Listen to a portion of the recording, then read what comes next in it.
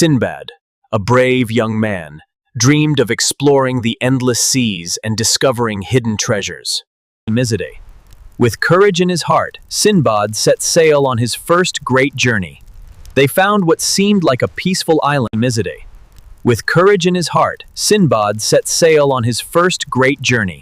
They found what seemed like a peaceful island. After days of struggle, Sinbad reached a strange and magical land.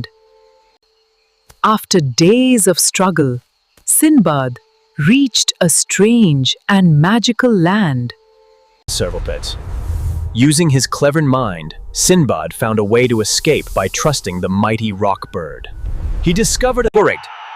With bravery and wisdom, Sinbad escaped with treasures beyond imagination.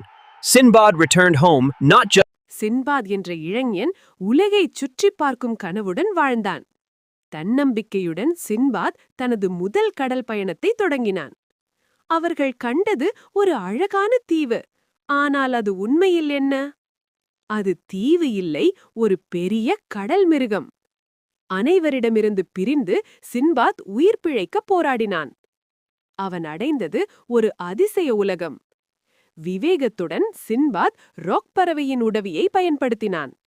அவன் கண்டது வைரங்களால் நிறைந்த பள்ளம், ஆனால் அபாயம் நிறைந்தது. அவன் திரும்பி வந்தான், அனுபவங்களாலும் கதைகளாலும் நிறைந்து. தைரியம் கொண்டவர்களுக்கு உலகமே திறந்திருக்கும்.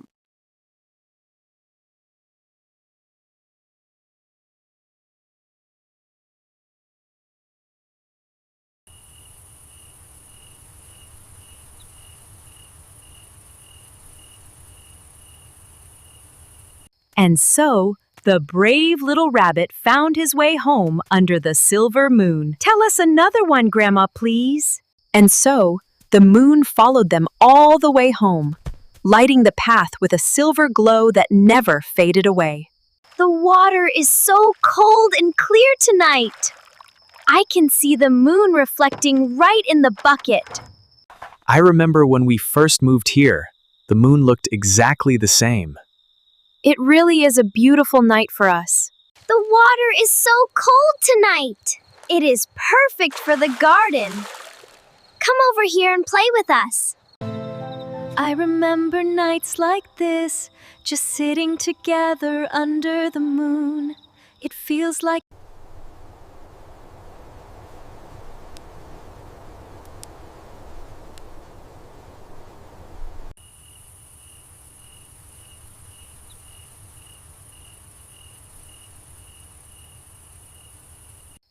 மதியொளி வீசும் அந்த அமைதியான கிராமம் என் குழந்தைப் பருவ நினைவுகளை மீண்டும் எழுப்பியது. அந்த சிறிய வீடு எங்கள் சிரிப்புகளும் சந்தோஷங்களும் நிறைந்த உலகம். நண்பர்களுடன் விளையாடிய அந்த நேரங்கள், எந்த கவலையும் இல்லாத சிரிப்புகள். பாட்டியின் கதைகள் நம்மை ஒரு மாய உலகத்துக்கு அழைத்துச் சென்றது. கிணற்றின் அருகே நடந்த சின்ன சின்ன சந்தோஷங்கள் இன்றும் மனதில் உயிருடன். இரவின் அமைதியில் பூச்சிகளின் சத்தமும் ஒரு இசையாக இருந்தது. குடும்பத்துடன் கழித்த அந்த நேரங்கள் வாழ்க்கையின் உண்மையான செல்வம். இப்போது அந்த கிராமம் தூரமாக இருந்தாலும் அதன் நினைவுகள் என் இதயத்தில் என்றும் உயிருடன்.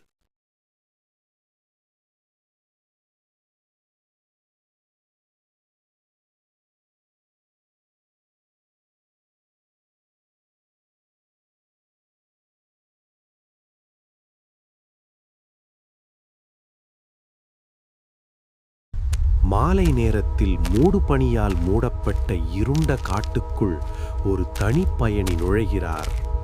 இந்த காட்டுக்குள் சென்றவர்கள் திரும்பி வரமாட்டார்கள் என்று மக்கள் கூறிய கதைகள் அவன் மனதில் ஒலிக்கின்றன. அவன் முன் மெதுவாக ஓடும் ஒரு விசித்திரமான நதி தோன்றுகிறது. அதன் நீர் பச்சை ஒளியுடன் மினுங்குகிறது. கரையில் எண்ணற்ற எலும்புகளும் மண்டைகளும் குவிந்து கிடக்கின்றன. அந்த நேரத்தில் இருளிலிருந்து ஒரு மர்மமான படகு மனிதன் தோன்றுகிறான். அவன் பேசாமல் கையைக் காட்டி படகில் ஏறச் சொல்கிறான். ஒரு சிறிய கிராமத்தின் வெளியே எல்லாரும் பயந்து பேசும் ஒரு பழைய வீடு இருந்தது. அந்த வீடு இரவு நேரத்தில் மட்டும் உயிர் பெற்றது போல தோன்றும். அந்த கிராமத்தில் அருண் என்ற ஒரு சிறுவன் இருந்தான். அவன் மிகவும் தைரியமானவன். பேய்கள் என்று ஒன்றுமில்லை என்று எல்லாரிடமும் சொல்லுவான். ஒரு நாள் அவன் நண்பர்கள் சவால் விட்டார்கள்.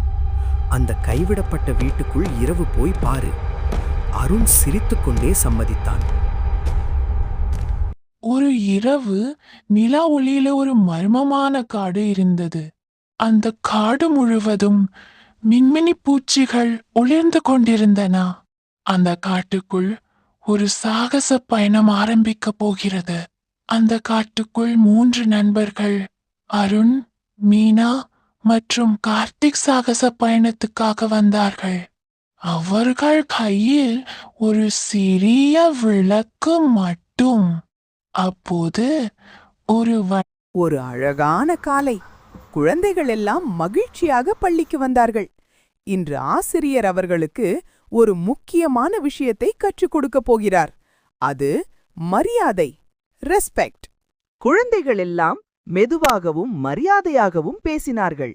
தயவு செய்து, மன்னிக்கவும், நன்றி என்று சொன்னார்கள். இவையெல்லாம் நல்ல பழக்கங்கள். ஒரு நண்பன் சோகமாக இருந்தான். மற்ற குழந்தைகள் அவனிடம் சென்று அவனை ஆறுதல் கூறினார்கள்.